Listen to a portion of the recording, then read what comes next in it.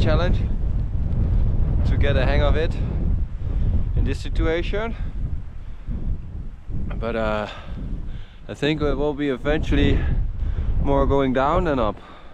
It should be, because we are pretty on the viewpoint now. Kim is almost there, struggling with the balance of the car. It's not really balanced, mine neither, but getting a hang of it.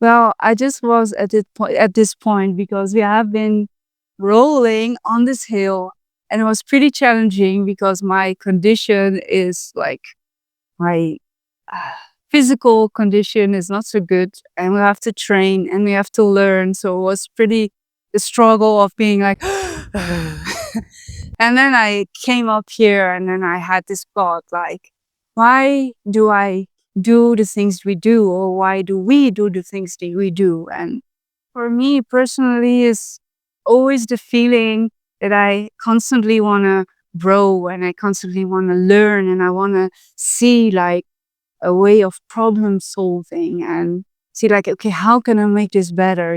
How can I live comfortable? And the comfortable, as says very often.